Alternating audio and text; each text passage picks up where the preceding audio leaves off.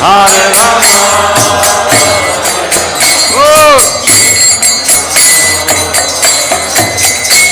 Hare Krishna, Krishna Krishna, Hare Hare, Hare Rama, Rama Rama, Hare Hare, Hare Krishna.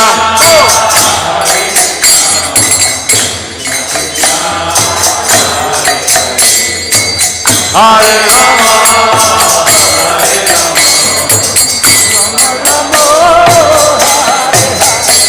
Hare Krishna, Krishna Krishna, Hare Hare,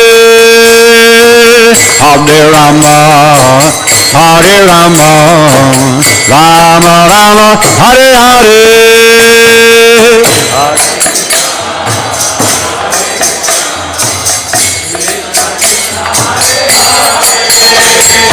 You got it? Okay.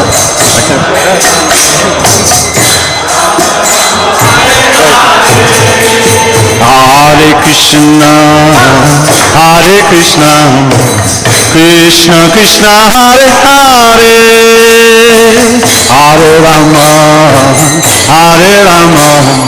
Rama Rama, Hare Hare.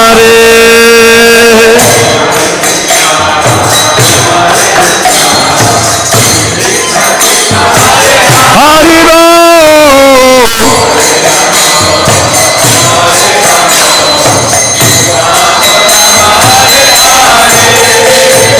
Hare Krishna, Krishna Krishna, Hare Hare, Hare Rama, Rama Rama, Hare Hare.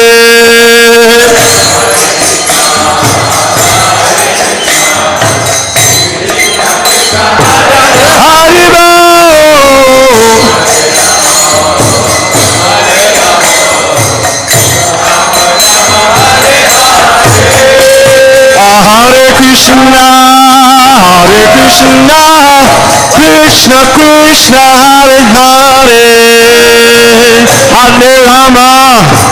Hare Rama, Rama Rama, Hare Hare.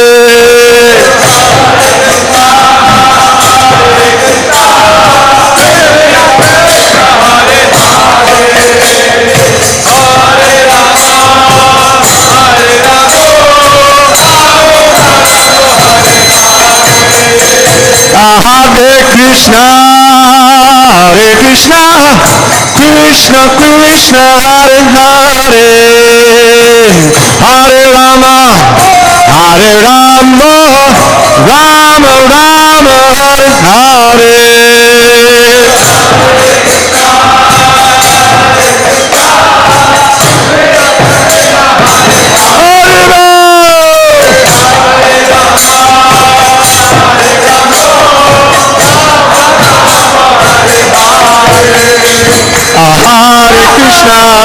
Hare Krishna, Krishna Krishna, Hare Hare, Hare Rama, Rama Rama, Hare Hare, Hare Krishna.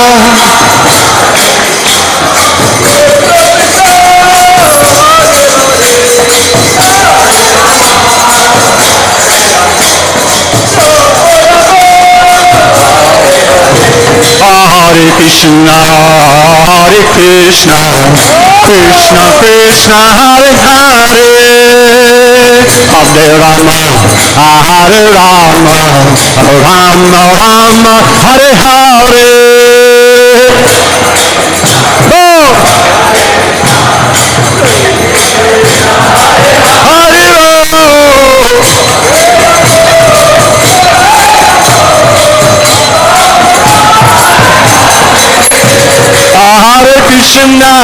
Hare Krishna, Krishna Krishna, Hare Hare, Hare Rama, Rama Rama, Hare Hare.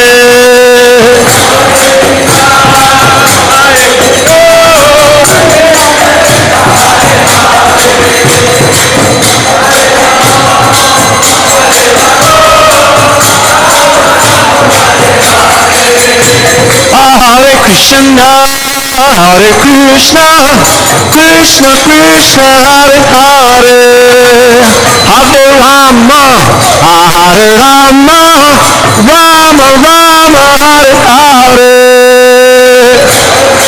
Hare Bol.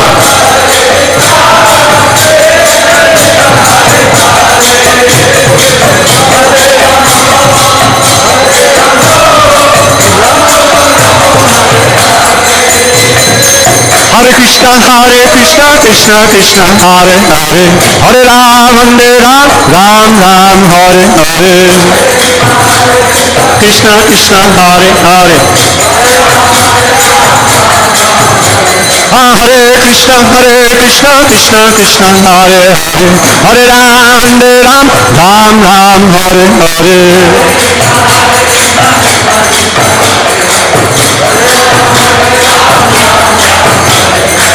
Hare Krishna, Krishna Krishna, Hare Hare, Hare Ram, Ram Ram, Hare Hare.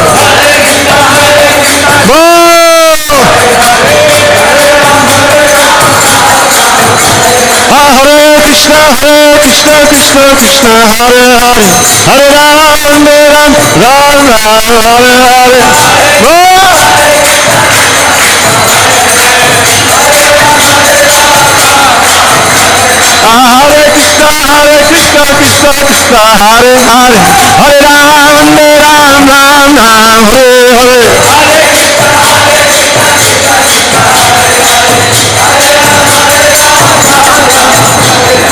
Hare Krishna, Krishna Krishna, Hare Hare, Hare Rama, Ram Ram, Hare Hare.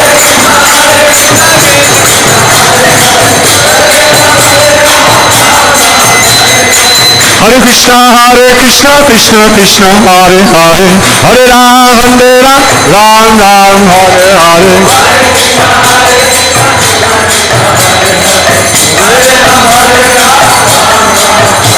Hare Krishna,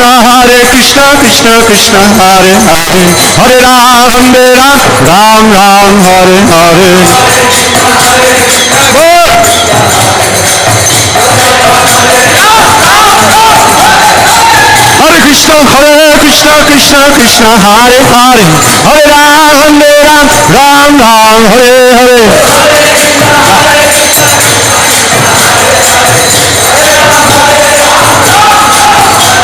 Hare Krishna, Krishna Hare Hare, Hare Ram, Ram Ram, Hare Hare.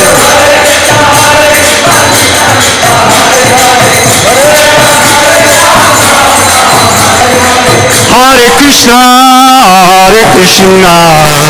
Krishna Krishna, Hare Hare, Hare Rama, Hare Rama, Rama Rama, Hare Hare.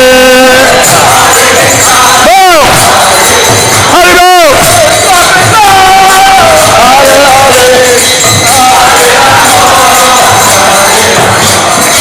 Rama Rama, Hare Hare, Hare Krishna, Krishna Krishna, Hare Hare, Hare Rama, Hare Rama, Rama Rama, Hare Hare.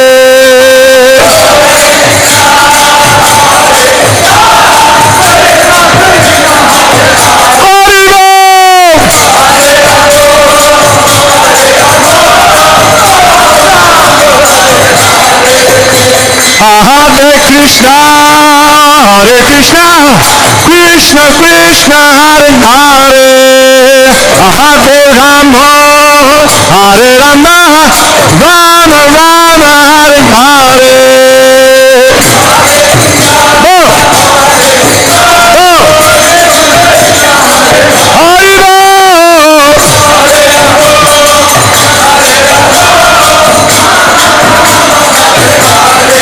Hare Krishna, Krishna Krishna, Hare Hare, Hare Rama, Rama Rama, Hare Hare.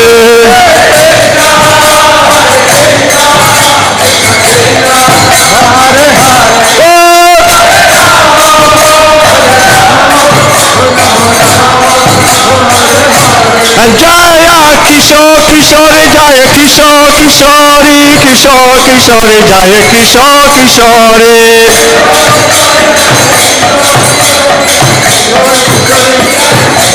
Jaya Kishore Kishore Jaya Kishore Kishore Kishore Kishore Jaya Kishore Kishore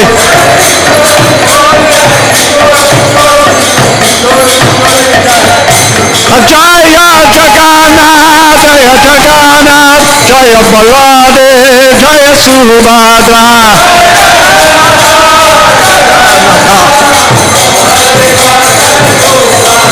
Jaya Jagannath Jaya Jagannath Jaya Baladev Jaya Subhadra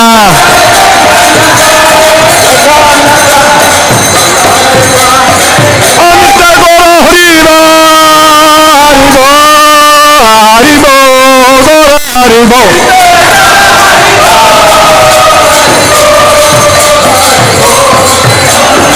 Amita Gora Haribo Haribo Haribo Gora Haribo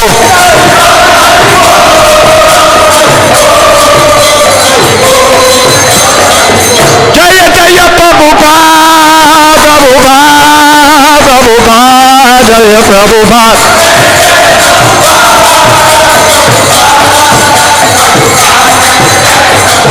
Jaya Jaya Prabhupada Prabhupada Prabhupada Jaya Prabhupada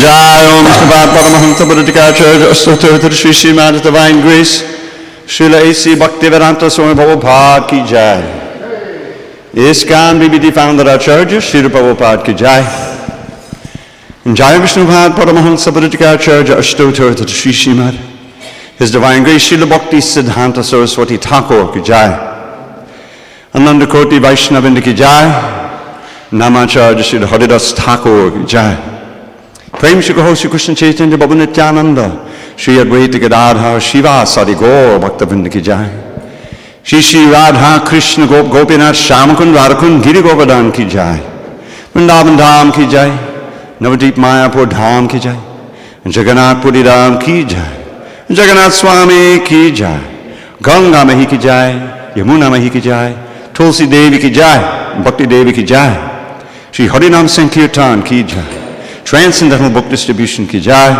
Srila Prabhupada Ki Jai, and Samaveta Bhaktavrinda Ki Jai.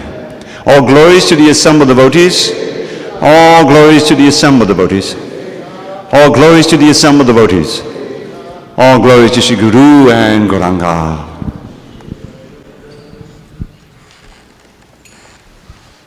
The lotus feet of our spiritual master are the only way by which we can attain pure devotional service. I bow down to his lotus feet with great awe and reverence. By his grace, one can cross the ocean of material suffering and attain the mercy of Krishna. I only wish to have my consciousness purified by the words emanating from his lotus mouth. Attachment to his lotus feet is perfection that fulfills all desires. He opens my darkened eyes and fills my heart with transcendental knowledge. Birth after birth, from him ecstatic prema emanates, by him ignorance is destroyed. The Vedic scriptures sing of his character. Our spiritual master is the ocean of mercy, the friend of the poor, the Lord and master of the devotees. O Master, be merciful unto us. Give us the shade of your lotus feet. Your fame is spread all over the three worlds. We take shelter of your lotus feet. Srila Prabhupada Ki Jai.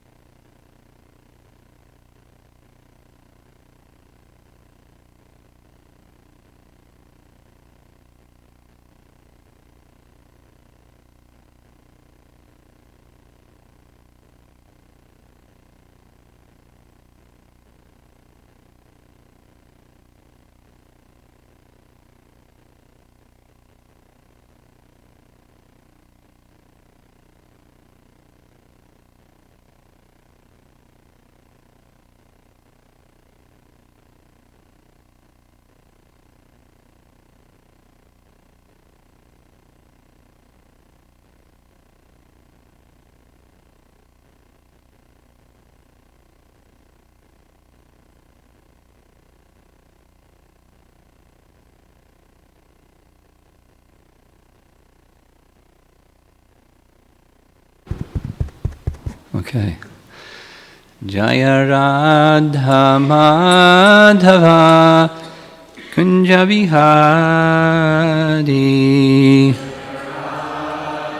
Madhava Kunja Vihari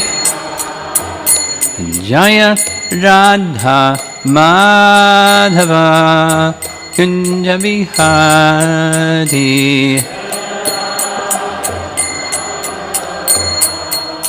Kunja Vihari Gopijana Balabha Girivardhari Gopijana Balabha Girivardhari Gopijana Balabha Girivardhari Girivardhari Jasodanandana Brajajanarandana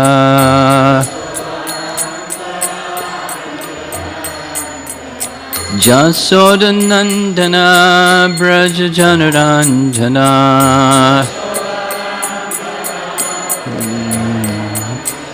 Jamuna Tiravanachari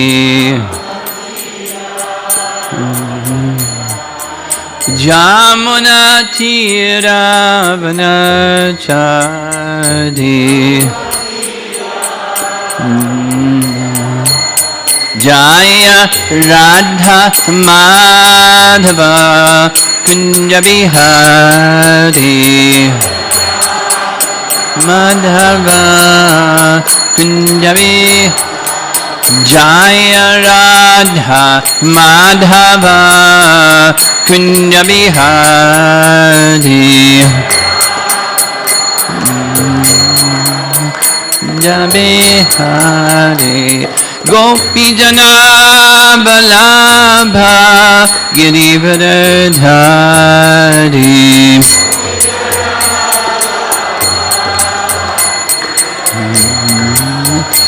Gopijana Balabha Girivardhari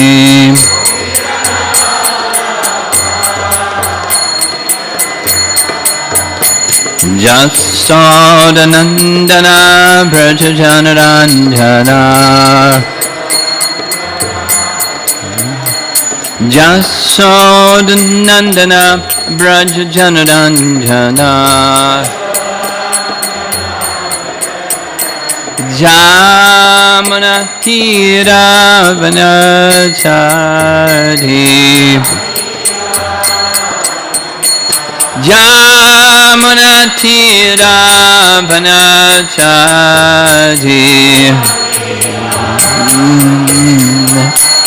Jaya Radha Madhava Kunja Vihari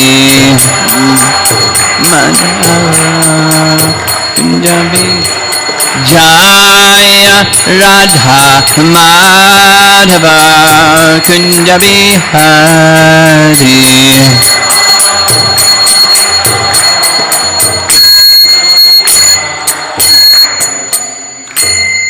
Jaya Vishnupad Paramahamsa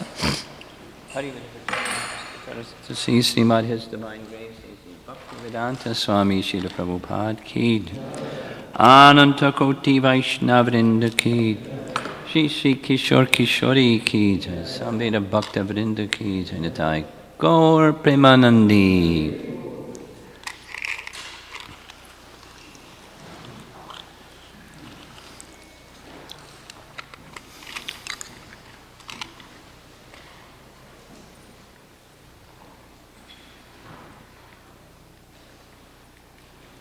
Well, very interesting. It's the wrong verse. Huh? Well, it's a nice verse. Huh? No, I was going to do the 6 limbs of surrender. Huh? Did you write this?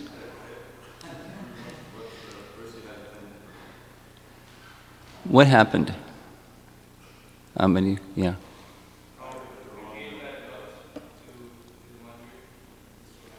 Where's Leela Manjari? Well, gee, it's a nice verse. I don't have the... What's that?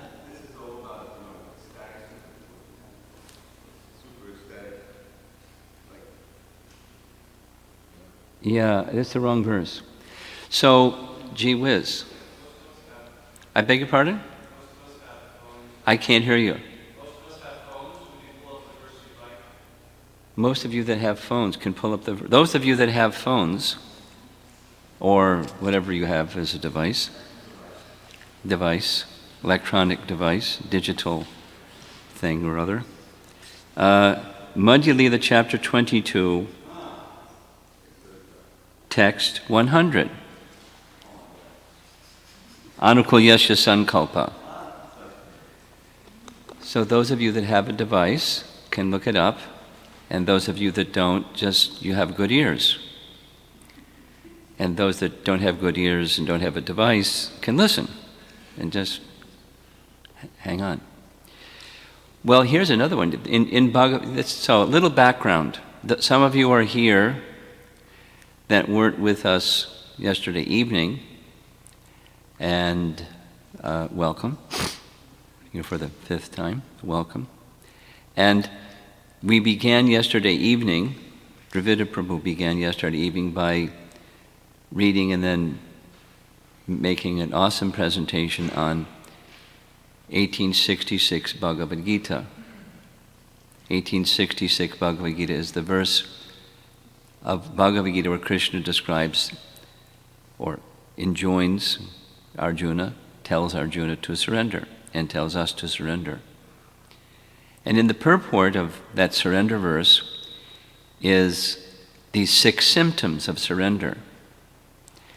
So I was thinking to encourage all of you some appreciation for yesterday evening's class. It was a lot. And I recommend that in the course of this topic is so essential for progressing in Krishna consciousness. Not only, Dravida said it twice, it's not an event, it's a process.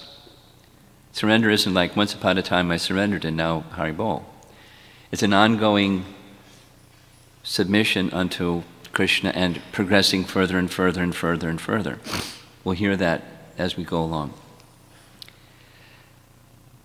So the topic is so essential, I recommend, and the presentations that are going to have very, very valuable understandings, that I recommend that you listen to the recordings again, take notes, because Dravida covered like 8 different points. So here's another point, and he speaks a little fast. And it was. I had my seatbelt fastened, and I was in takeoff mode the whole time. It was really wonderful. So I'm encouraging, and I'll do something. I'll go a little slower, but there are important points in the process of surrender. And then this verse is the anatomy of surrender, and then we're going to go, do whatever you call it, in-depth discussion of each of the limbs. The word is in Sanskrit is anga. There are 6 angas or limbs of surrender. So I'm going to be discussing the 6 limbs of surrender. He discussed surrender. These are the 6 limbs of surrender. He went through the first 2 a little bit, and then further and further. So what's the goal? To progressively, not like climb the mountain. He used a very nice metaphor of we're at the foothills, and then lying beyond the foothills is the mountain range, and then there's Mount Everest. So, but the distinction here is that when the process of surrender is done nicely, Krishna picks us up. It's not like we can be lazy or complacent, but we can't do it on our own, but Krishna will, when he sees that submission, different than just, anyway, when he sees, Dravida made a nice distinction between, there's different meanings of submission. Anyway, listen to his class again. Wonderful class. The goal is to become further progressed on this process of surrender up to the final stage. So you'll hear some things in this class that are addressed at that point, and then as we go along, it'll go more in depth, and hopefully we'll all be more surrendered, closer to Krishna, closer to the goal of wherever we are, closer to the goal by further submission and further surrender and further, touch the lotus feet of Krishna and grab hold of them. That kind of surrender. Okay, so now you've got your devices ready and your ears ready. We'll chant the 6 limbs of surrender verse. Madhya Lila, chapter 22, verse number 100.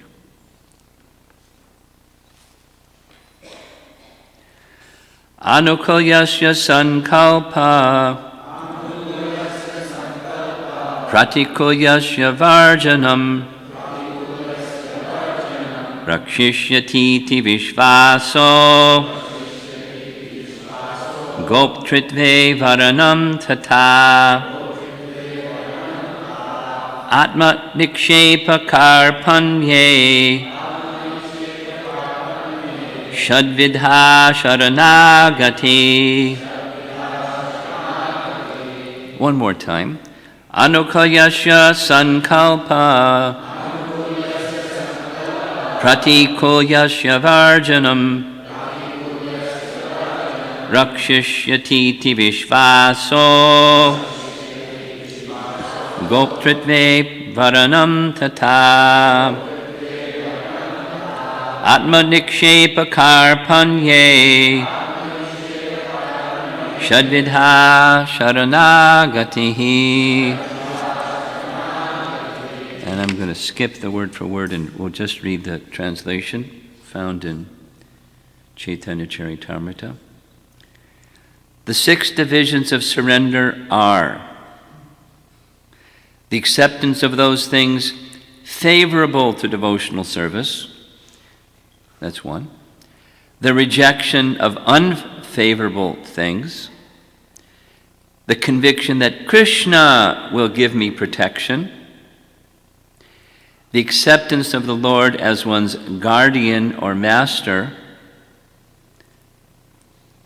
Full self-surrender and humility. And I think what I'm going to do is, before I start reading Prabhupada's purport, I'm going to do a few other things. This is from a section of verses Lord Chaitanya Mahaprabhu is giving instructions to Sanatana Goswami. Sanatana Goswami is one of the principal associates of Lord Chaitanya. Next, after Lord Chaitanya in the line of disciplic succession, Rupa and Sanatan. So the title of the chapter is The Process of Devotional Service. So he's describing how devotional service begins and then how it progresses. That's the section. And preceding this section, there's a number of very nice verses that I'm going to be making reference to, so it's within a context, but extracting some verses where Krishna says how bhakti, devotional service, begins. It begins with association of devotees. We're going to be discussing that little section. And then through association of devotees, one comes to know about Krishna. not just God, but the personality of Godhead. And when one becomes knowledgeable about who Krishna is, not just God, but the personality, it serves as impetus for surrender to Krishna. That's another one of the subjects. So we'll be covering those verses. It's a very nice instruction. Very nice instruction. So to assist what I'm going to do this morning is, this is Lord Chaitanya's instructions to Sanatana Goswami. Of course, Lord Chaitanya also instructed Rupa Goswami, and he has his section in Bhakti Rasamrita Sindhu, our nectar devotion. And Jiva Goswami was the student of both Sanatana and Rupa Goswami, and he wrote about the same thing. So our great acharyas are giving us a big assist. We don't have to speculate. We just go to our acharyas and hear from our acharyas, and Prabhupada has synthesized it very simply and nicely. So we'll go through our founder acharya's purport. But there's some nice points that Jiva Goswami gives on this topic of the 6 limbs of surrender, which I'd like to start with. It's on the same topic, the 6 limbs of surrender. So this is found in his Bhakti Sandarbha text, or Anucheda number 236 and 237. One day BBT will provide us with something. But Bhanu Swami has translated. So this is from Bhanu Swami's translation. Jiva Goswami begins the section saying, first, surrender or Sharanapati will be discussed. So Sharana, the same term is found in Bhagavad Gita 1866. Sarvadharmam parityaja mamekam sharanam braja.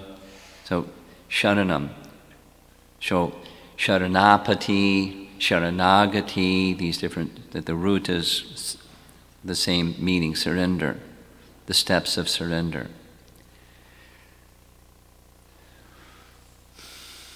So Jiva Goswami begins his discussion with Anucheda 236, Bhakti Sandarbha.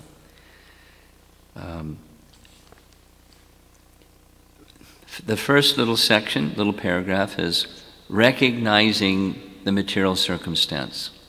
So there's volumes and volumes and volumes in the Bhagavatam and other writings that make it very clear we're in a difficult circumstance.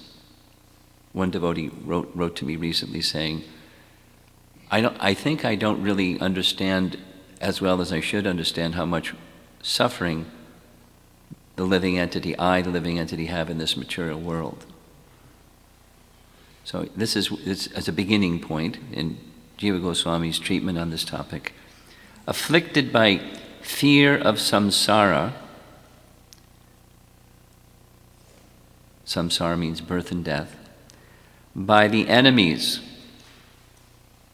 the 6 enemies, in the form of the 6 vargas, lust, greed, anger, delusion, pride, and envy. Some of these are described in Bhagavad Gita. Kam, Krodh, Lobh, Moha, Mada, Matsarja. These are 6. And every living entity in this material world is afflicted by them. They're enemies in the sense, he specifically says, because they cause aversion to Krishna. When you get so caught up in these 6, your attention is taken away from Krishna. They keep us so busy, so distracted, so conflicted, so disturbed, so agitated. You know, the position of living entity is not nice. Not nice specifically in the sense of forgetfulness of Krishna.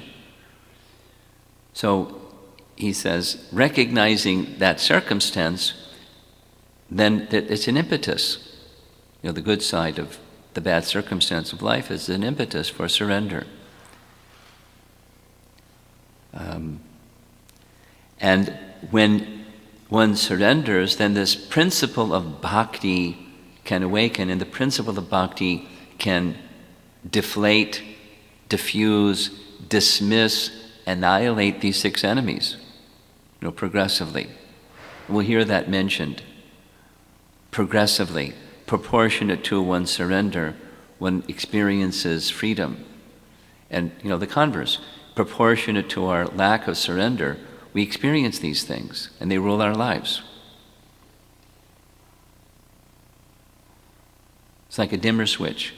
Do, do, do, do, do, do, do, do, do, do, do. So there's darkness, turn on the light. Yeah, but, lust, anger, greed, kam, krodh, lobh, moha, mada, matsarja, I'm too busy. I'm too afflicted by these enemies. I don't have time for surrender. I don't have any bandwidth for it. I'm too busy with, struggling.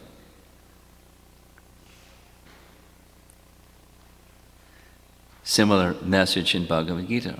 Daiviyeshu gunamayi mama maya duratyaya. Very difficult struggle with this material energy. But mam evaye prapadyante. So there's this word prapadyante, which is similar to sharana. One who surrenders unto me can easily cross beyond it. Same message. So the struggle is these 6. And it's like the waves are big. Sometimes they're bigger than big. They crush us. And we're drowning and so on. So recognizing that, surrender. And then, the very next little short paragraph, listen carefully. Jiva Goswami says, there are 2 methods of taking shelter. 2 methods of taking shelter. 1, by announcing that one has no other shelter. 2, by giving up other means of shelter by using good intelligence. So interesting, not surprising at all, but also interesting.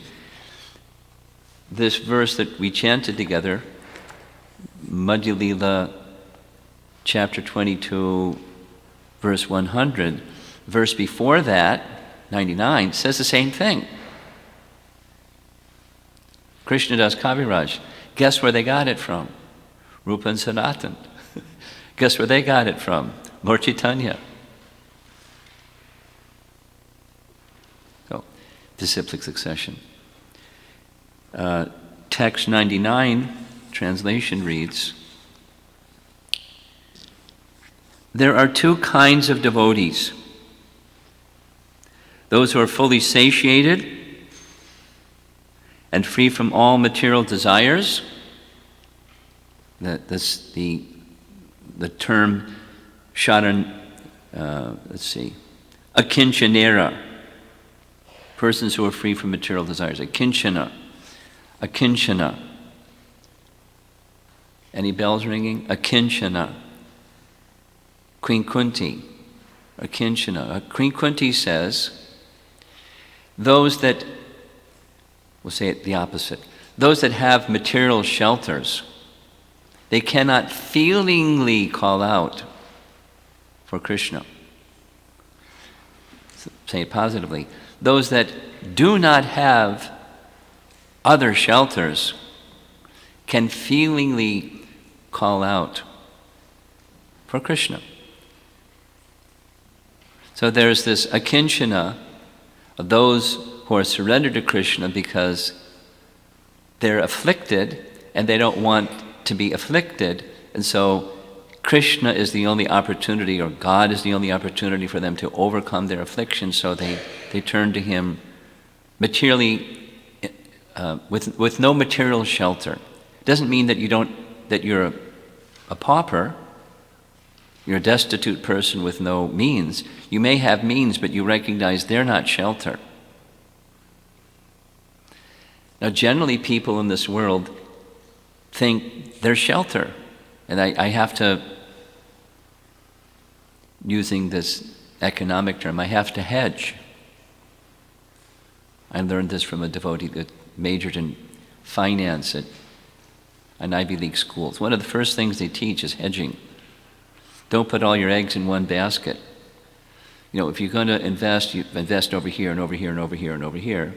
So there's hedge funds. So they train college students how to hedge. But bhakti is no hedging. There's only one shelter. Or as Jagatananda Pandit, wonderful, super wonderful devotee of Lord Chaitanya, writes, don't make the mistake of trying to cross the river putting one foot in two boats. You'll end up in the river. You won't cross the river. So if you want to go with spiritual life, put both feet in the spiritual boat. Don't hedge. Akinchana, one shelter. So there's this other shelter, mixed shelters, in case Krishna lets me down, or just due to my conditioning, I'm habituated to multiple shelters, then one can't feelingly call out. And then we wonder, why is our chanting mechanical? Because we're not feelingly calling out, because we have other shelters. Our mind is going to those other things. So there's these two kinds of surrender. One is this akinchana kind. Those who are fully satiated and free from all material desires. And then there's a second kind of devotee. Those who are fully surrendered to the lotus feet of the Lord. They don't have material shelters. They're super enthusiastic or eager and hankering and coveting that. Dravida was explaining it very nicely yesterday. The qualities of these two, these Sharanagatera, those that are surrendered and those that have no material shelter, their qualities are the same. But those that are fully surrendered to Krishna's lotus feet are qualified with another transcendental quality. Atma Samarpana.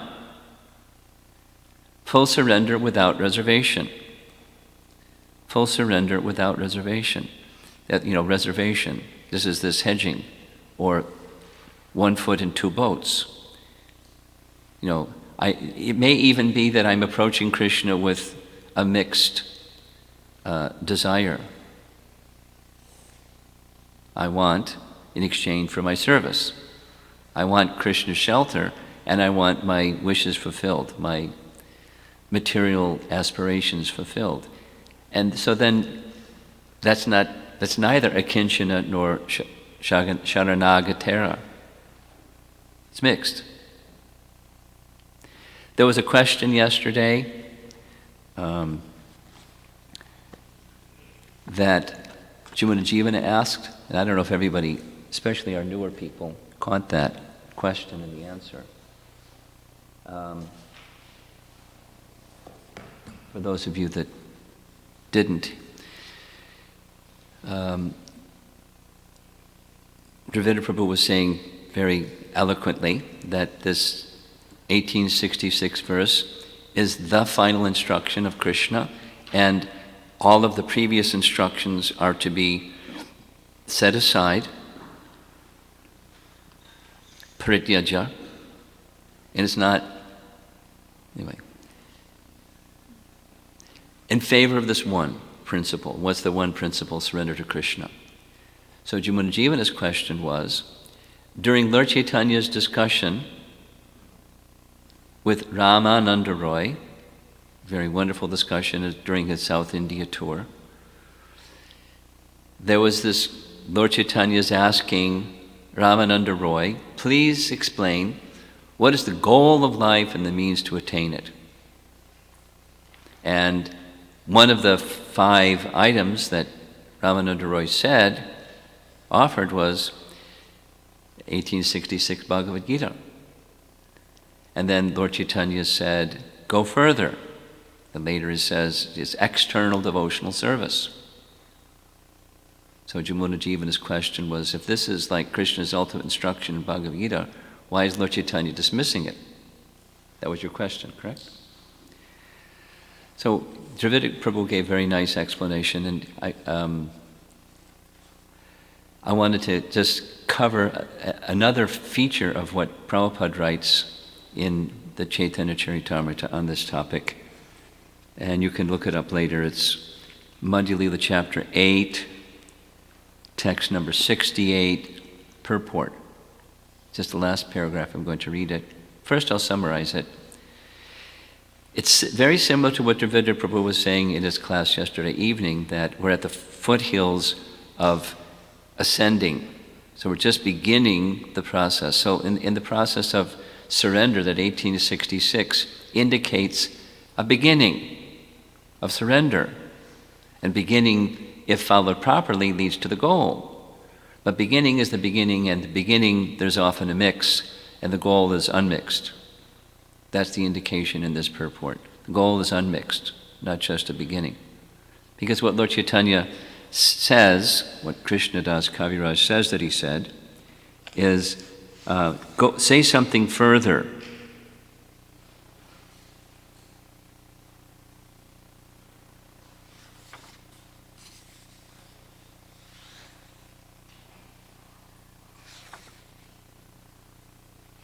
Go ahead, say something more. So besides just like beginning, there's this something more, mature stage. Here's Prabhupada's purport. Devotional activities sometimes appear to be impure in the neophyte stage. But in the mature stage, they are completely pure from material activity. That's this sarvadharmam. Again, as Dravida was saying, referencing 1.1.2 Bhagavatam, Dharma projita kaitavotra. All those dharmas or principles of religious activity that are mixed with material motivation. This Bhagavatam is going to address only pure devotional service. So, therefore, Ramananda Roy replied, after hearing the last statement of Chaitanya Mahaprabhu, Prema Bhakti, Sarva, Sadhya, Sar. Prema Bhakti, Sarva, Sadhya. Sadhya means goal. There's a sadhana to reach a goal. Sadhana reaches sadhya. Sarva, sadhya, sar. Sar means essence. The essence of sarva, sadhya, of all goals. What's that? Prema Bhakti. And Prema Bhakti is not mixed. So one may surrender mixed.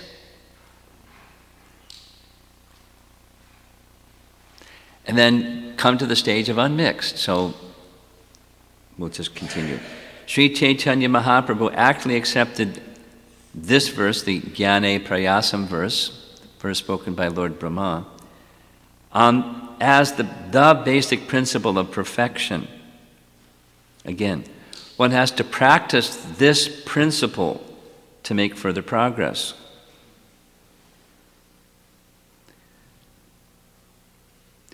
When further progress is actually made when it comes to the platform of ecstatic loving service to the Lord, the first stage is technically called sadhana bhakti, or devotional service in practice. The result of sadhana must be, if cultivated towards the goal, must be ecstatic love, attachment for the Supreme Personality of Godhead, which is also called prema bhakti. Again, in the neophyte stage, sadhana bhakti includes faith association with devotees practicing. 1866, go further to pure devotional service, not just the foothills, but keep going. So that's the message for all of us too. We're practicing devotional service at some level or another. Continue with that submission and surrender. Interesting. So now back to Jiva Goswami, same as Krishnadas Kaviraj Goswami, indicating Lord Chaitanya's instructions to Sanatana Goswami. There's these two kinds. One is when one abandons all other shelters, and he gives as an example a prayer by Nanda Maharaj. Who is Nanda Maharaj? The father of Krishna, right? So a prayer by Nanda Maharaj, and praying to Krishna. Nanda Maharaj offers, he's the father, offering a prayer to Krishna, saying, no one in this material world, fearful of the snake of time, has become free from fear, even by fleeing to various planets. But now that you have appeared, death is fleeing in fear of you, and the living entities have obtained shelter at your lotus feet. By your mercy are fearless and tranquil. So no other shelter. The taking exclusive shelter, like the statement previously, is just making a declaration. I take shelter of you. Maybe some of you are familiar with the very wonderful statement made by Lord Ramachandra in relation to Vibhishan, accepting Vibhishan's submission. We went to that place in South India. It's a very powerful, potent place. The place where multiple persons surrendered to Lord Ramachandra.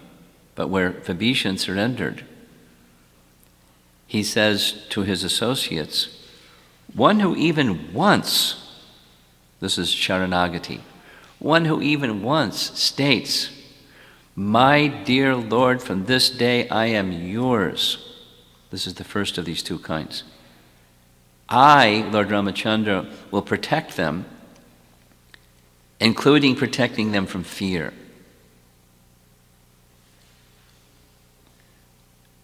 I make this solemn vow. And Ramachandra doesn't break his vow. So, back to, well, maybe it's an event, you just say it once. Now, there's the ongoing,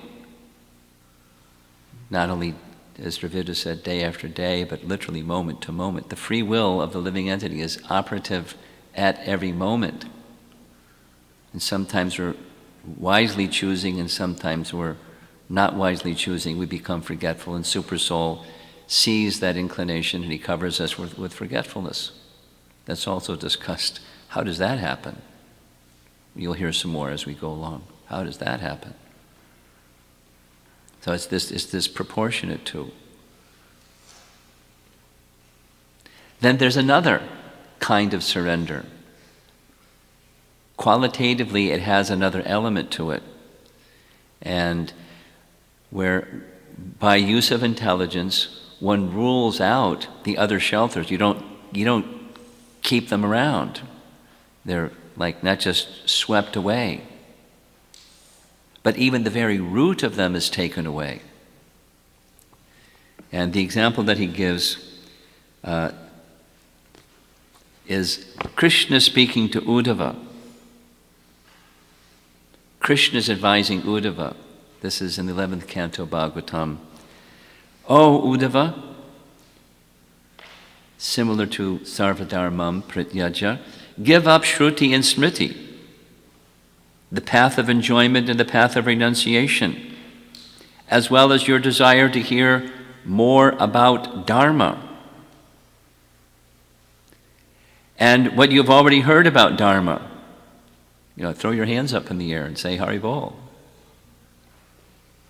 Surrender to me alone, the soul of all beings, using all methods with bhava in your mind. You will be fearless by my mercy. Very similar to 1866.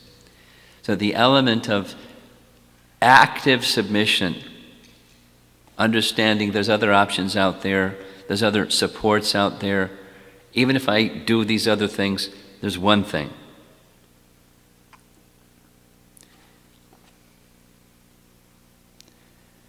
And he goes on saying, Krishna says the same thing in Bhagavad Gita. So the encouragement is use your faculty of discernment as best you can and consciously, moment to moment, choose the shelter of Krishna, whether it's the situation of difficulty or the situation of everything is very nice. Choose. Yeah, this is what's being encouraged. And then he goes on and presents these 6 limbs of surrender, and again starts to go through them. So we'll go now back to Prabhupada's purport of Chaitanya Charitamrita Madhya Lila, chapter 22, text 100. One who is fully surrendered, purport by Prabhupada, one is fully surrendered is qualified with the 6 following characteristics, 1 and 2. The devotee has to accept everything that is favorable for rendering of transcendental loving service to the Lord. 2, he must reject everything unfavorable to the Lord's service. This is also called renunciation. So there's injunctions and prohibitions, vidhis and nishedhas, things to be done, things not to be done. The things not to be done is in the second category. They impede seeing Krishna. So we have our 4 rules, the 4 restrictions. They're very basic and fundamental. There's other ones too. There's like lots of others. I had this opportunity, a very nice Jewish young man, staunch Jewish young man, had made in his college experience, had made a friend with an Indian girl who was regularly visiting the temple. So he came to the temple to find out more about Krishna consciousness. And his first question was, in Krishna consciousness, do you have rules? Not, in a challenging way, but in Jewish faith, from our discussion I came to understand, those that are followers of Jewish faith, they understand there's laws. And to be a good Jewish person, you follow the laws. You follow the laws. That's what being a good Jewish person is. Know what the laws are and follow the laws. And if you don't follow the laws, you're not a good Jewish person. So in your organization, in your teachings, are there rules? Are there laws to be followed? So yeah, there's laws to be followed, injunctions and prohibitions. We have these 4 regular principles. And then there's multiple others, but these are core, really, really fundamental. Like, that this chair stands on 4 legs. Prabhupada's example. Saw off one of the legs and you're on the floor. So 4 pillars, the prohibitions. Because why? They're sinful. Why? What's the nature of sin? Why? Because it blocks your ability to see Krishna.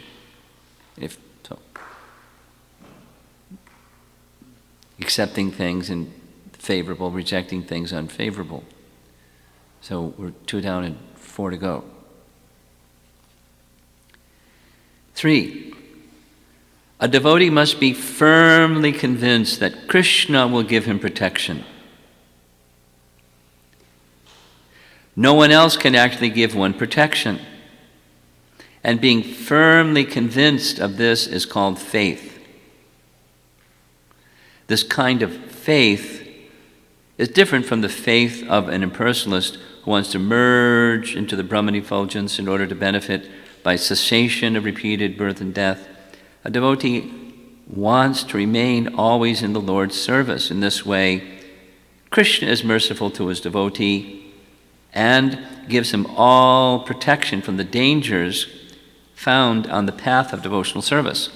What are the dangers found on the path of devotional service? Well, there's lots of them, but just, being in this world is a danger. Dravida quoted that nice verse, padam padam yadvi padam nate sham. And even you don't step, just stand still, and there's danger. Take a step and there's danger. It's dangerous. So to engage in devotional service, we're extending our senses specifically into the field of the material energy and contacting sense objects for the purpose of serving Krishna. In doing that, there's danger. In not doing so, there's danger. But doing so, if you're surrendered, you recognize Krishna will protect me. And one who has that consciousness that Krishna will protect me, Krishna protects him or her. Krishna protects that soul. Otherwise, it's fearful. And if one isn't fearful, one's foolish. Actually, at the deep inside, there's fearfulness, because we don't know what's going to happen next. Here's what Jiva Goswami says. It's really short. Prabhupada expanded on it a bit.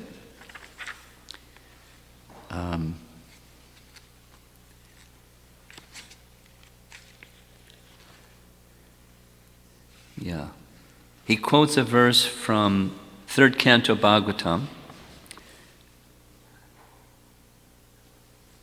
The process of creation is being described.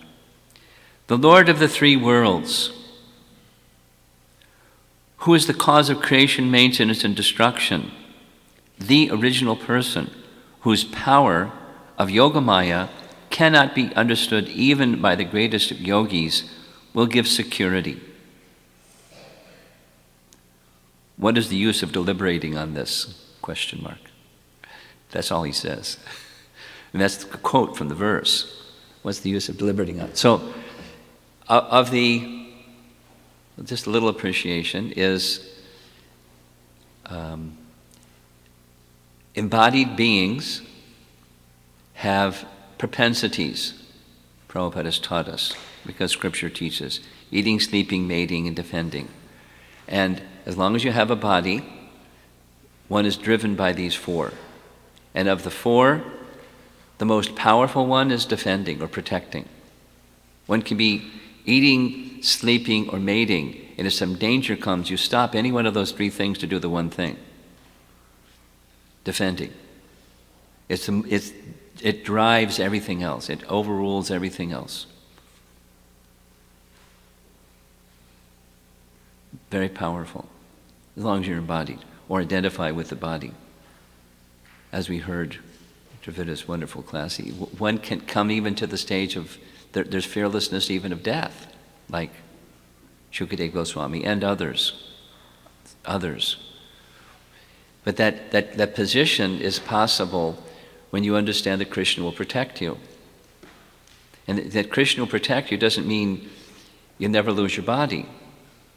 Like you'll live eternally with perfect health, just become a devotee. That's not the means, and Dravida made that very clear. Very, very wonderful class. The relationship with Krishna is protected. Our remembrance of Krishna is protected. Krishna will protect us ultimately in that way, and he may extend his protection diversely in other ways. But as specifically, if I engage in his service, if I extend my senses into the field of the material energy and contact sense objects, I don't need to fear, because Krishna's protection will be there.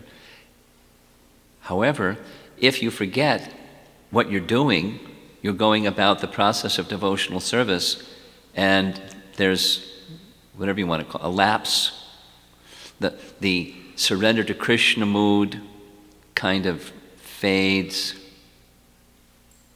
Immediately, you're captured by Maya. Remember one lecture at Henry Street in Brooklyn? Prabhupada was explaining this principle. one should never become complacent, he was saying. If at some point one thinks, well, I've done a lot of devotional service, I've really surrendered a whole lot, a little break. He said, there's no break. A little break. And he said, it's not like then you can call Maya, okay, Maya, come. No. Immediately Maya is there. As soon as there's a break or lapse or complacency or now let me enjoy, you don't even have to call Maya to come enjoy. Immediately, you're covered. And Maya means you can't see Krishna. Whatever that circumstance is, you can't see Krishna. How unfortunate. How dangerous. How fearful. So the protection, Krishna protects us from that if we're surrendered. Okay, so that's 3 out of 6. We're halfway done. Then number 4, going back to the purport of text 100. The devotee should accept Krishna as his supreme maintainer and master. He should not think that he is being protected by a demigod. He should depend only on Krishna, considering him the only protector. The devotee must be firmly convinced that within the 3 worlds he has no protector or maintainer other than Krishna. He said it 4 times. So in Jiva Goswami's writing, interesting, he says out of the 6, this one is number 1. Or he uses the word angi. Out of the other 5 are angas. Some of you are a little bit familiar with this language of there's different avatars, and Krishna is the avatari, the source of all the other avatars. You're familiar with that? Swayam Bhagavan Krishna, Krishna in Goloka Vrindavan. That Krishna is the avatari, and others are avatars. So similarly, Angi is that root of all the other angas. It's the principal limb. So let's hear what Jiva Goswami has to say about that.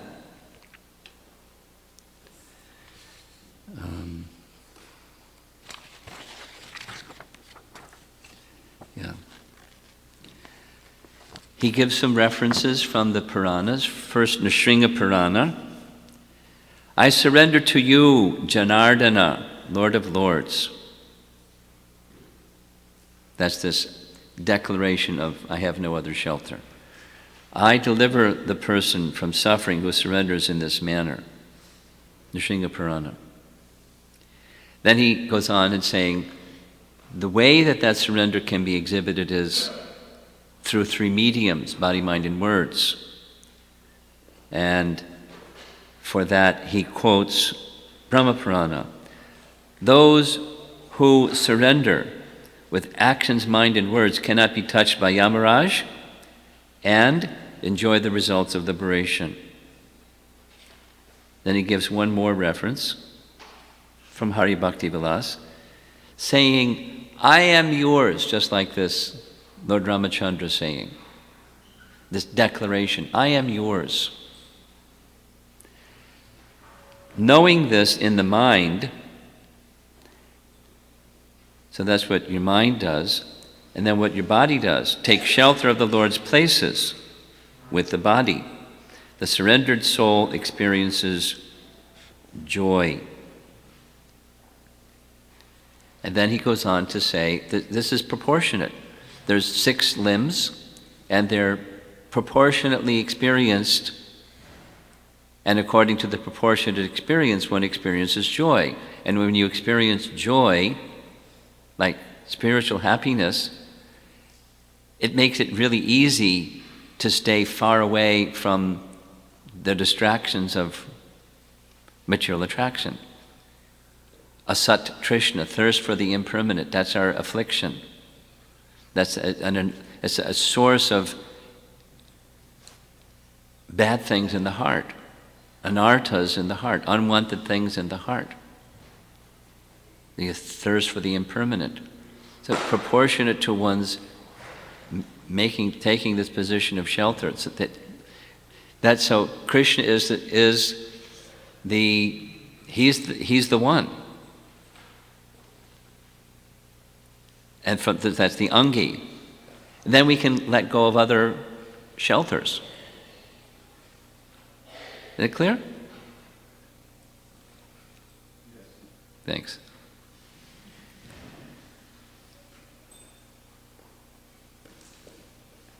But we don't take shelter of Krishna, we're going to hang out with other shelters and experience being covered and experience duality and, sometimes happy, sometimes miserable, and etc. And, be scratching our heads. Why is the process of bhakti not working? Not the process of bhakti isn't working. Krishna is recognizing your mixed shelters and he's reciprocating proportionately. We can't. The finger pointing goes inside.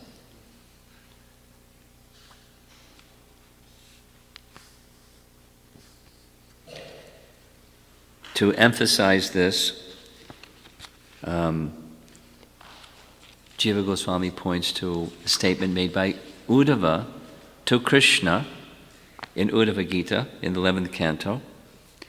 O Lord, Uddhava speaking to Krishna, for one who is being tormented on the terrible path of birth and death and is constantly overwhelmed by the threefold miseries, I do not see any shelter other than your two lotus feet, which are like a refreshing umbrella that pours showers of nectar.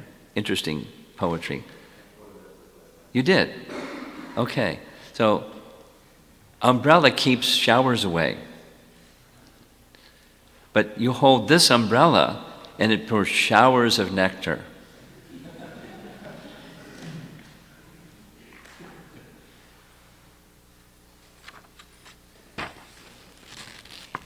For those who surrender and remove all suffering,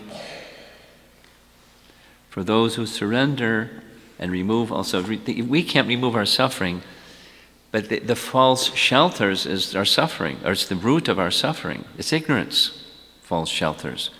So remove false shelters and you remove suffering. But we're attached to trying to be the enjoyers of these false shelters, and so we maintain them, we invest consciousness in them, we cling tightly to them. If someone starts to tug on them, or the material energy starts to tug on them, we scream, and we become miserable, because they're very dear to us. And then the worst of all is we forget Krishna as a result. But those that abandon those, and as a result the sufferings connected with those, showers of nectar come. A transcendental happiness. Okay, so that's 4 out of 6. And there's 2 more. And they're nice ones. Number 5, self-surrender means remembering that one's activities and desires are not independent. The devotee is completely dependent on Krishna, and he acts and thinks as Krishna desires. Now here's, Jiva Goswami has a lot to say on this one too, and that's very beneficial. His message primarily is renouncing false ego, is this one, Atma Nikshepa, renouncing false ego. Well, it's really easy to say it, but the renouncing false ego ain't easy. Like, we're covered by false ego. And it's not just like, instead of being a macho guy, you become a humble guy. That's not the meaning. That's not like renounce false ego. Now you did it, you accomplished it. You became meek and humble instead of a macho guy. But false ego covers the meek and humble guy too. it's misidentification of who we are.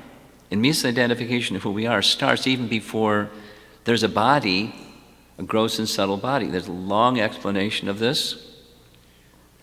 I'm spending some time with another, Jiva Goswami's writing Tattva Sandarbha of the Prameya Kanda, and he deals with the Buddhists' idea of nirvana.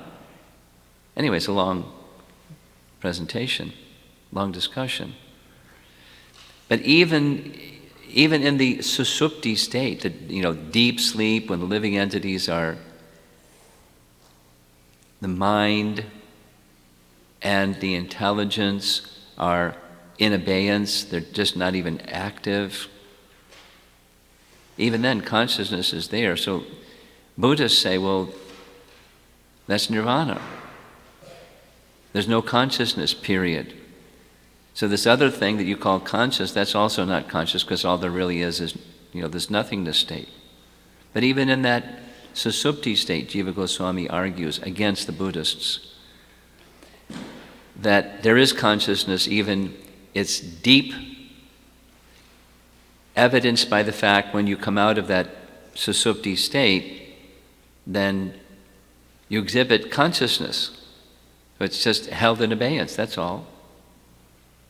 It's like if you have an operation, they put you under anesthesia. When the anesthesia wears off, you wake up. You just continue your activities from where you left off. It's the same.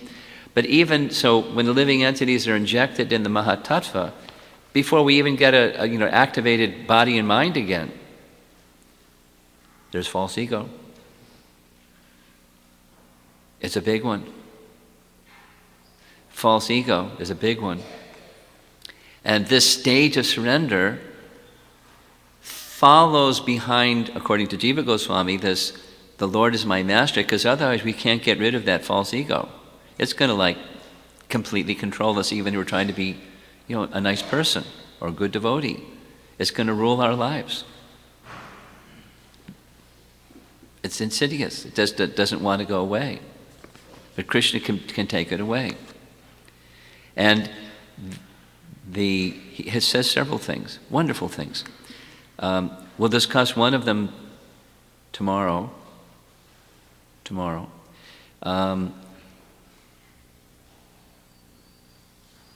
Namaha.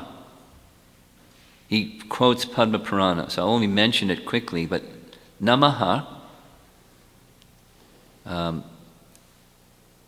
he says, Ma represents ahankar, and Na is negation. Namaha. Like we know, Nama Om Vishnu Padaya, Namaha. Or, you come in from international rivals in India and in Delhi, and you'll just show a pair of hands folded and namaskar, like welcome. Namaha. Literally it means no false ego.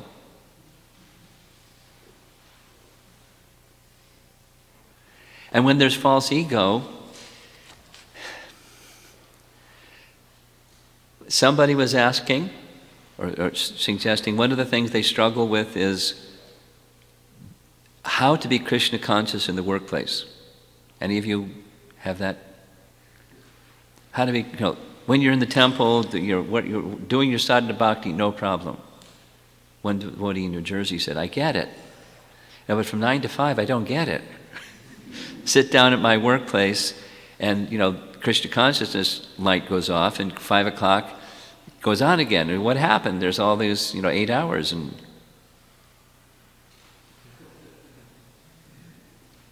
where did Krishna consciousness go? How do you be Krishna conscious in the workplace? Namaha. When you operate with false ego, you think that you're the doer of activity.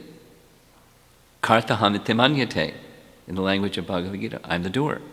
So if I'm the doer, is your work going to get done if you don't do your work? How do you be Krishna conscious in the workplace? Namaha. No false ego. Where things are not happening because you're making them happen. Well, who's making them happen? Prakriti is making them happen.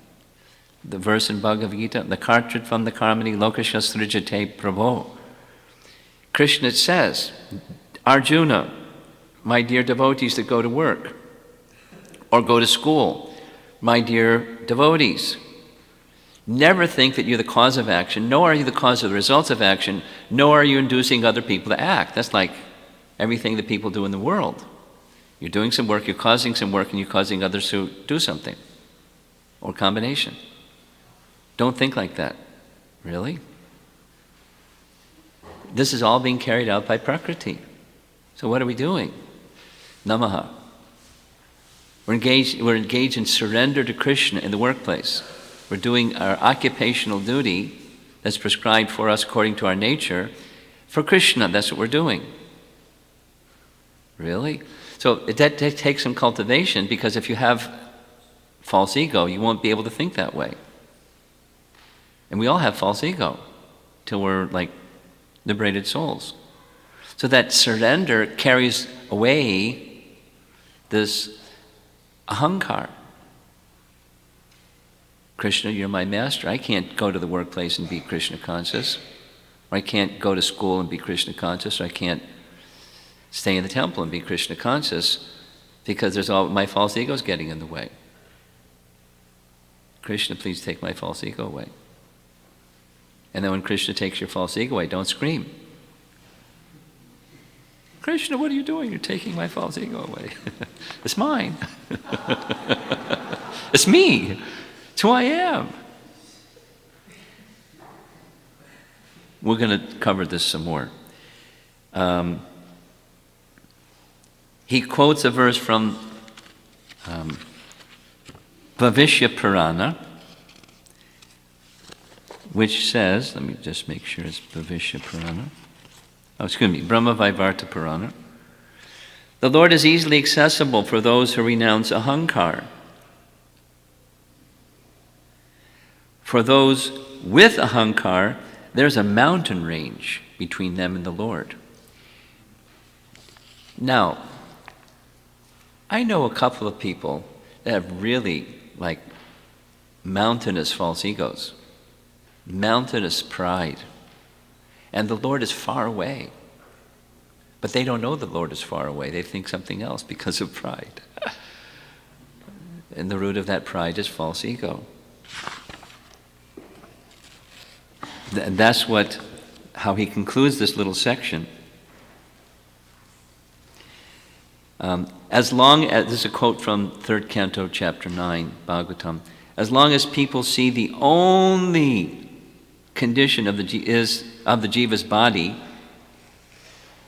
possessing the strength of the Lord's Maya in the form of sense objects, jiva's material existence, though insubstantial, will not be destroyed. It produces great suffering and gives results for all actions. That's the translation's a little rough to read. It's Madhya Swami's. But the emphasis is upon, if ahankara rules, basically if you're trying to be a good person, but ahankara rules, then you're stuck. And rather than experience joy, you'll experience sorrow and misery and the results of all actions. Here's the final little reference. This is Prabhupada's translation of 399. O my Lord, the material miseries are without factual existence for the soul. Yet, as long as the conditioned soul sees the body as a means for sense enjoyment, he cannot get out of the entanglement of material miseries, being influenced by your external energy. So external energy rules the body and the senses and your experience, the mind and your happiness and distress and everything. The external energy rules that, as long as you're ruled by ahankar. So we may know better. We will all get an A in the exam that says, are you a spirit soul or are you this body? We'll get that one right. Check that box. We're spirit soul. But then to act in that consciousness, to be able to be in that consciousness, requires surrender. Beyond theoretical. Prabhupada writes it in his Bhagavad Gita purport. Beyond theoretical, where there's no chance of being engaged in fruitive activity. That's surrender. So pride, the person who thinks he is independent or proud is bound in samsara. Pride, thinking one is independent, thinking that you can do things, you're going to get things done, you're going to acting through false ego. Problema. Big problem. What's the solution? Surrender. Let go of that by the force, the power of Krishna, by submitting to Krishna. Because otherwise, I'm losing the struggle. And then the last one is humility. And in Bhaktivinoda Thakur's writing, he includes humility in the first of his songs. It starts with humility, dainya. So here's Prabhupada's words on dainya. The devotee is meek and humble, as stated in Bhagavad Gita 15:15. I am situated in the heart, I am situated in everyone's heart, and from me comes remembrance, knowledge, and forgetfulness.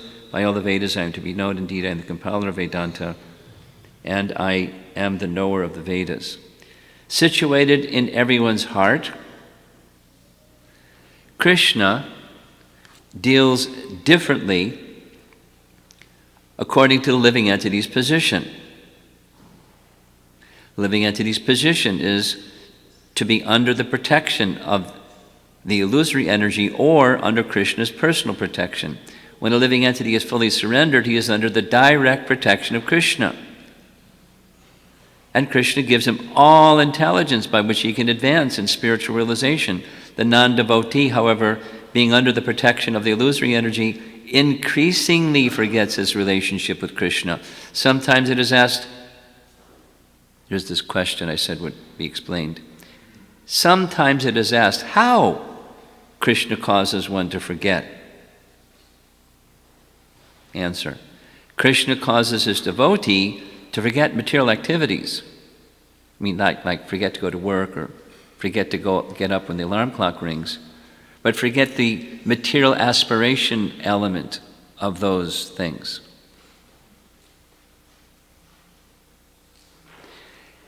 And through the agency of Maya, Krishna causes the non-devotee to forget his devotional service to the Lord. This is called apohana. So surrender doesn't mean stop your activity. It's not karma sannyas. Stop your work. Don't go to school. Don't develop your career. Become complacent, and Krishna will take care of you. That's not the idea.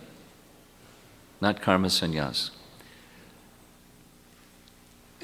Then you do the other, and there's risk. You're extending your senses into the field of material energy, and there's objects out there that the senses go, woo, woo.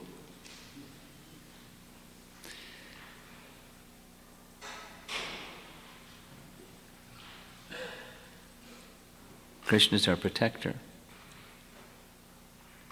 Krishna is our maintainer. Krishna is our dearmost friend. And with the absence of false ego, Krishna will recognize that we really want him, and Krishna will help us. And it's progressive. Again, referring to something that Dravida said so nicely twice. It's a continual process of surrender.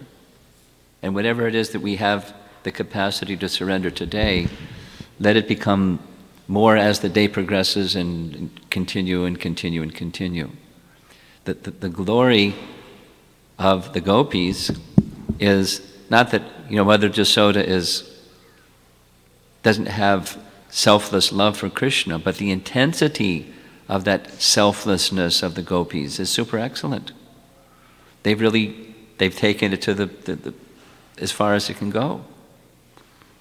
And we're meant to go as far as we can go in that process from whatever our position is at present. Continue and continue through the right means with good association and continuing to hear and all of the other things that you're going to hear that will nourish taking shelter of Krishna. It's a nice subject, isn't it? Any comments or questions? Hare Krishna Maharaj. Sorry. It is said that the surrender is a continual process. Yes. How would I, when I go out for my work, naturally I forget about Krishna, it's my situation. But even in otherwise situation, when should I identify that I am right now surrendering to Krishna or I am not surrendering to Krishna? What's the barometer between surrendering and not surrendering? How do you know whether you're surrendering or not surrendering? Is that your question? Yeah, how will I understand that? It's consciousness. That just like, one response is, when you're chanting, how do I know if I'm attentive or not attentive?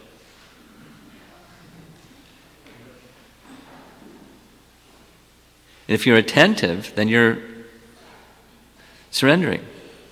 If you're surrendering, you're attentive. So if your attention is elsewhere, you're not surrendering.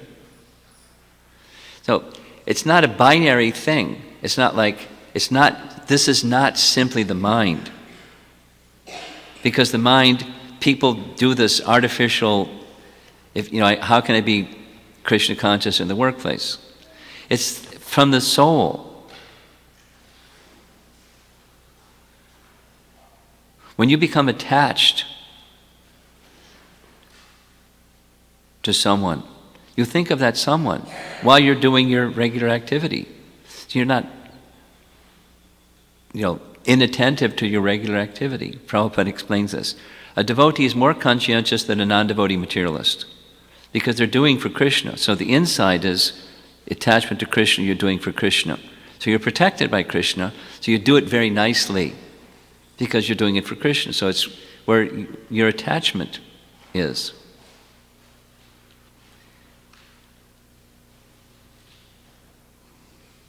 Okay? It's the soul.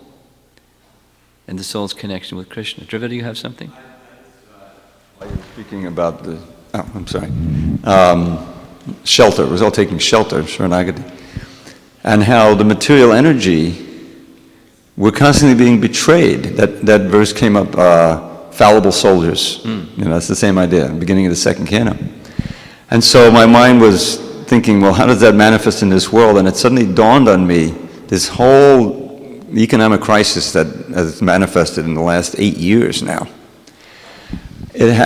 So much of it is involved with people wanting shelter, literally the housing. I'm going to have house. Until the demonic bankers and everybody take advantage of that. Okay, we'll give you a loan that we know you can't pay back. Oh, so I can get a house. And then they can't pay it back, and the loan is, then they make all kinds of money on it, and you're thrown out of your house. And now you're on the street, or you have to room with your cousin or something, you know what I mean? So the material energy is constantly doing that, betraying us with taking shelter of this, and it doesn't work. Taking shelter of the body, like, the fallible soldiers. So this principle of Sharanagati, of taking shelter of the really worthy shelter of Krishna, is central to the whole process of devotional service. That's the higher position than not having material expectations, is knowingly taking shelter of the real shelter. Yes. Of these two. Exactly. And there's 6 angas to that. Yes.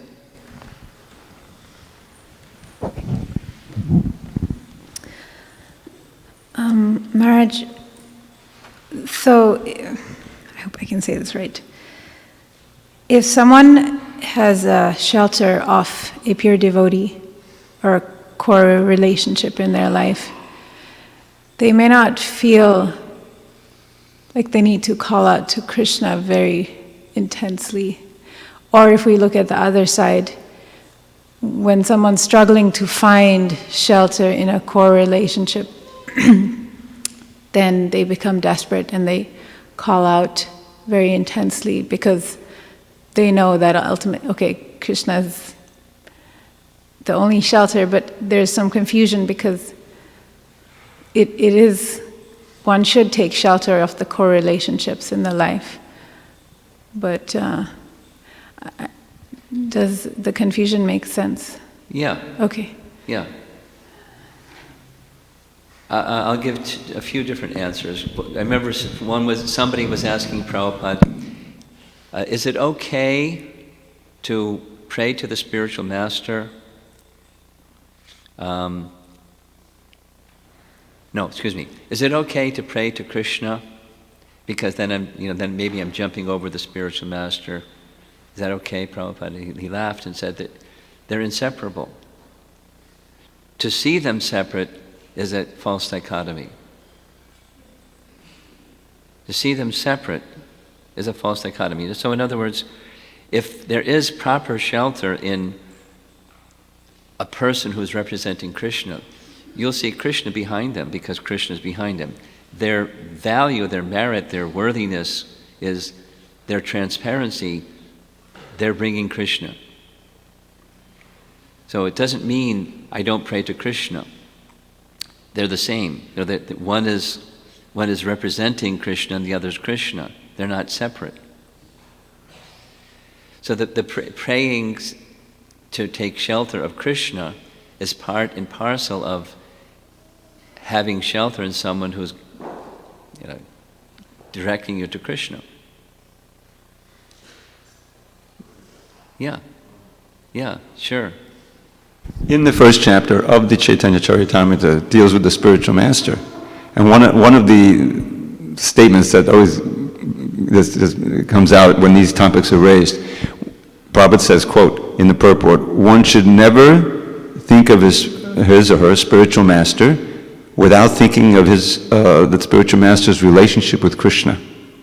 In other words, to try to, say, well, Krishna's in the background, so that it has to be together like that. It's a false dichotomy. Or you could say it's an incomplete understanding of what shelter in the spiritual master means, who the spiritual master is. So then I need to refine my understanding of who the spiritual master is, not that's the root, not something else. Spiritual master means one who gives Krishna. They're not distinct. Is that all right? You have to process it a little bit. Huh?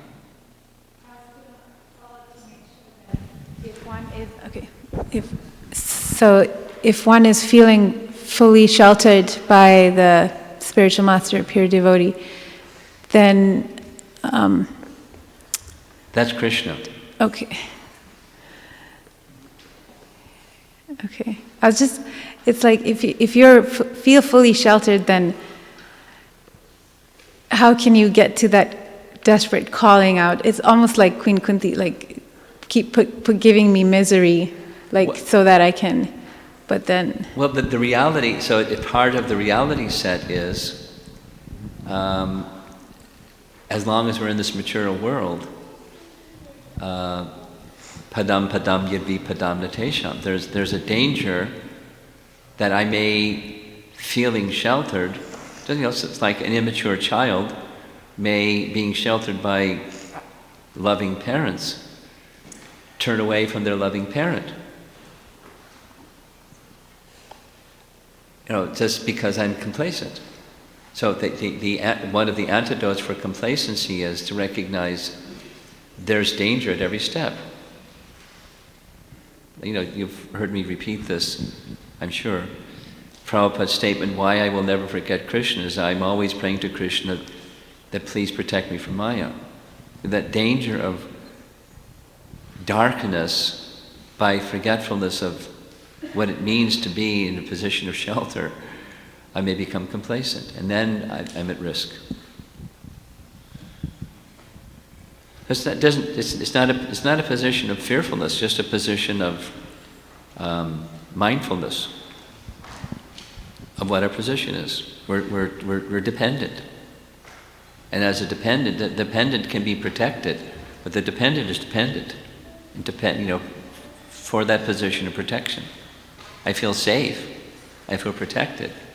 And I'm not going to let go of that position. That's the calling out. You know, the proper exercise of free will part. In the ecstatic stage of love of God, then, you know, that may change. Just, there's only one thing. We'll hear some more about this particular point. Thank you, Maharaj. Impetus for taking shelter of Krishna. Yes, in the back?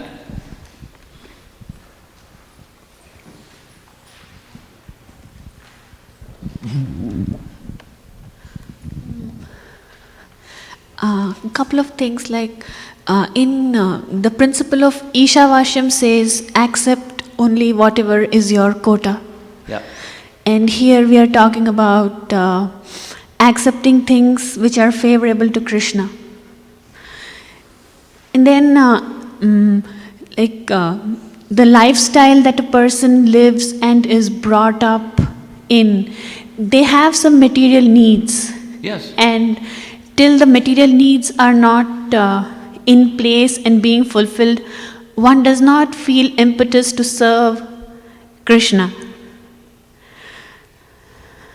Well, the question is a little similar.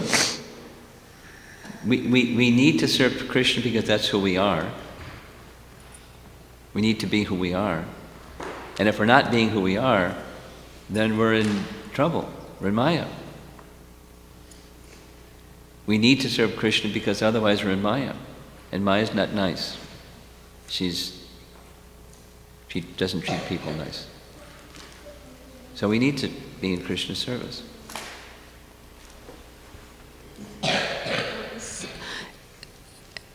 Elsewhere in Bhagavatam, it says that one should reduce one's material needs as one progresses in Krishna consciousness.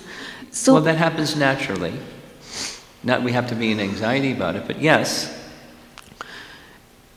That is to say, you know, when one is feeling very full and satisfied, needs diminish because we're feeling full and satisfied. So my question is, looks like as we progress in Krishna consciousness, what is favorable for Krishna, for his service, varies, depends on where we are in our Krishna consciousness. Yes, absolutely. Absolutely. You got it. So from person to person, and even in our own lives, and even, you know, from one day to the next, or one part of our life to the next, needs change in proportion to our Krishna consciousness. You know, as well as our circumstance, but according to our Krishna consciousness primarily.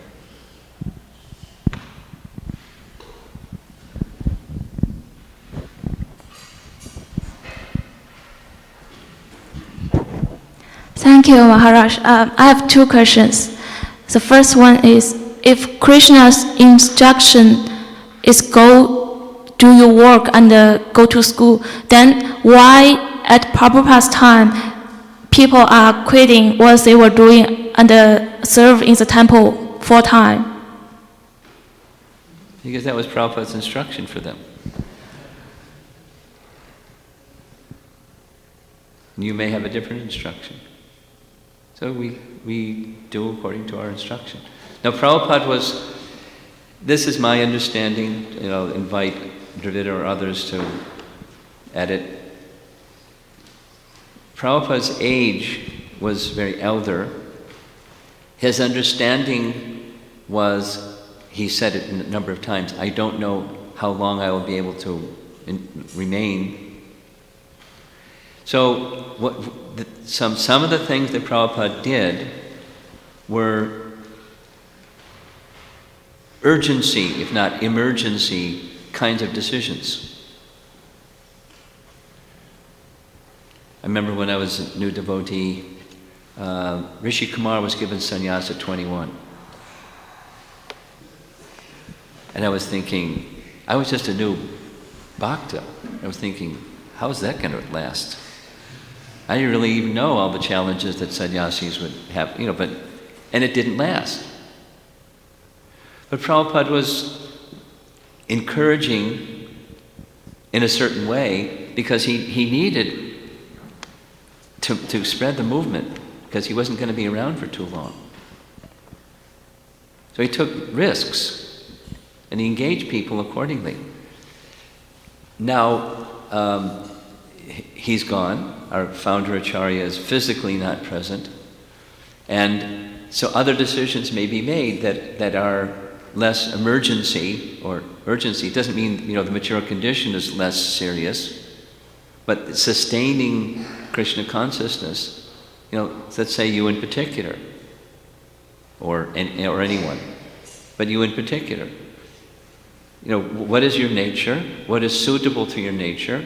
And what will allow you to go on with enthusiasm, like Stira was saying, seeing that your needs are met. And all other things, expectations of your mother and father and your own ideas of whatever, accomplishing something and feeling I've accomplished something. It's false ego. But being real, what's a realistic picture of what is good for you to progress in Krishna consciousness without the emergency mode? So different instructions are being given today than during Prabhupada's time. Specific to those kinds of things. It's a detail, not a principle change, okay? The second question is about the nature propensity. So is that important to do the work that match our nature propensity? The problem is that currently people actually they do not know what they like. That's right. I feel like a lot of students, they just follow the mainstream. Like for example, a few years ago, many people think computer science is will earn a lot of money, so they study computer science. Sure. And nowadays, there's a lot of people in the room that did that. And right now, a lot of people are studying finance because it's a very it doesn't suit their nature. It's just get money. Yes, and there's jobs, so do it. And it's not my nature. Yes, I agree with you, and therefore, they were guided by people that weren't trying to secure something that suits their nature. They were trying, well-wishing parents were wishing that their son or daughter have a good material life and job security and your mother and father have as a wish for you. So it's the interest is not, it's on the material side. Without a proper understanding of what's going to be sustainable and productive for your own, balance and well-being and so on. But there's a different value from certain people, older generation people, or people that don't have core spiritual value. People that have core spiritual value, they want to see. It's just like you weren't here yesterday, but Dravida was saying when he became a devotee, right away he was given an engagement that suited to his nature. I mean, he said it in a funny way, but he was engaged in proofreading. And his way of saying is, I was engaged in my fault-finding propensity. Oh, here's some mistakes. But he's an intellectual that has language skills. He was engaged very nicely, and till today, here he is, a very happy brahmachari, more than a happy brahmachari. Whether you just stay around for a while, he's very blissful, very properly situated. That's good.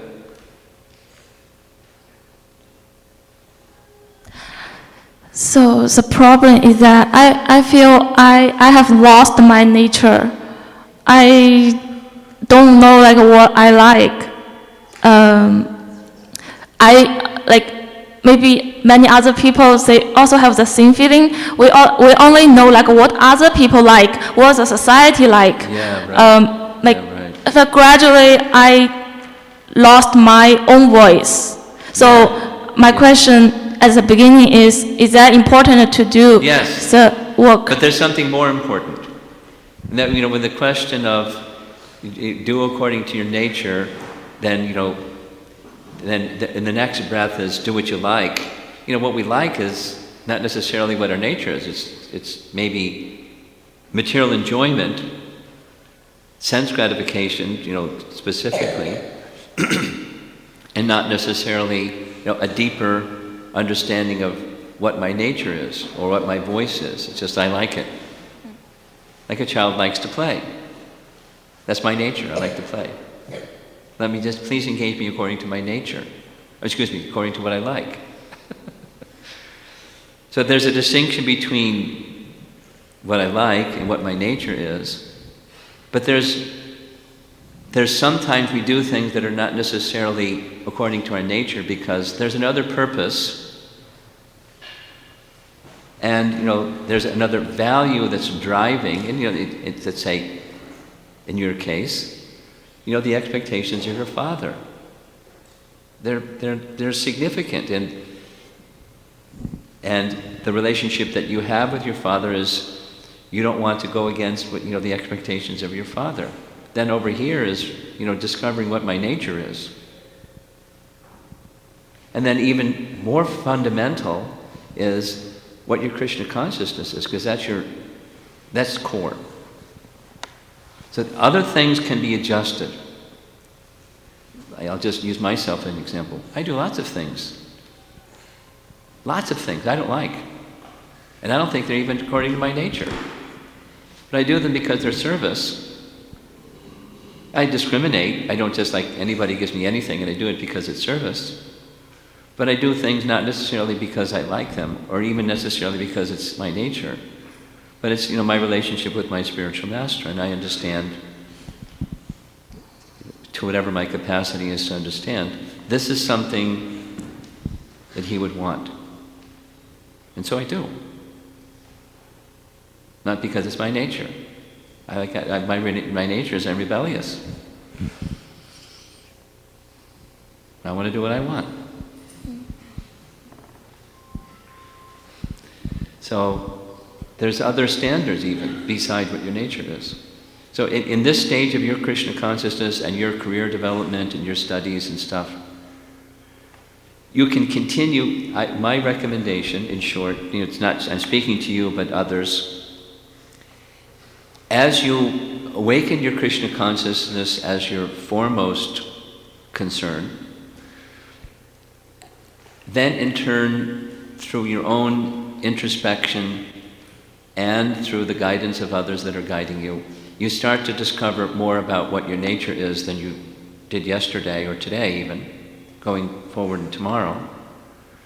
Then, little by little, over a period of time, you can consider how to move towards what your nature is. But career development starts much earlier than where you are right now. It started a long time ago. It's really tough to change career development at this stage. But still, you can move directionally somewhat towards something that's more according to your nature.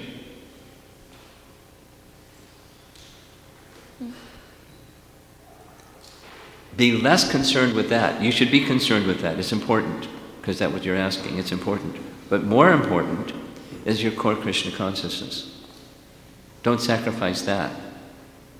Don't become so concerned with pleasing others or what's my nature, and you forget Krishna.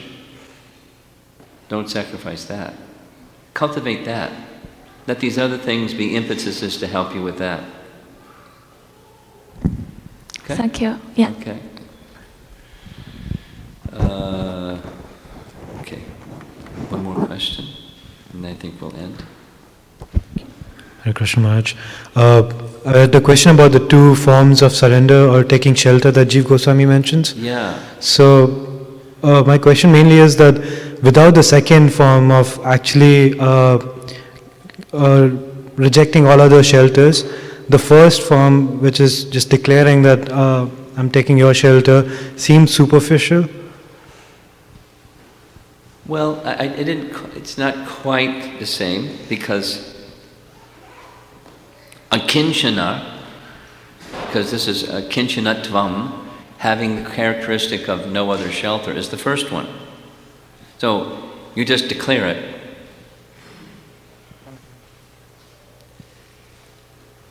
And then the second one is, with these 6 limbs, I'm actively pursuing it.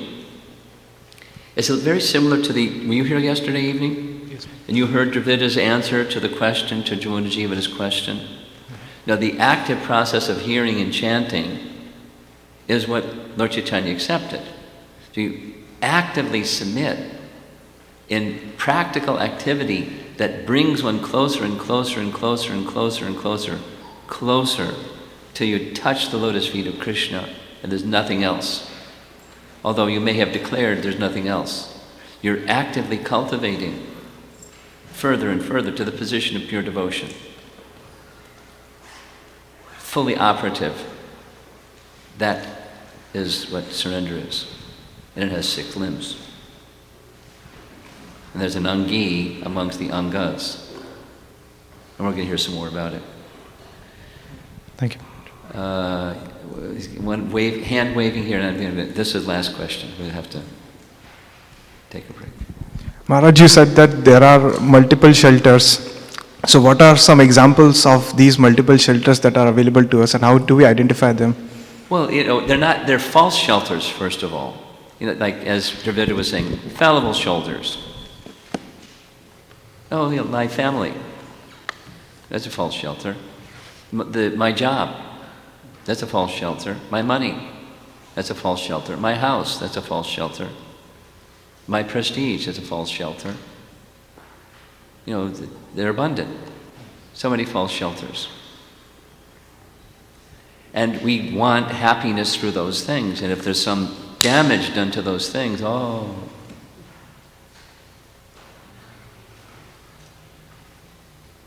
false shelters.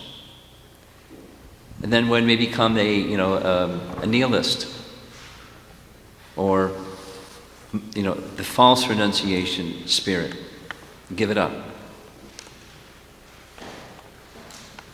And that is not surrender. It's a kinchana in the negative sense.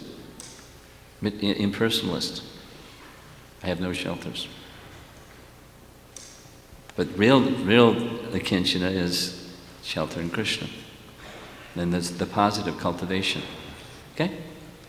Srila Prabhupada ki jai.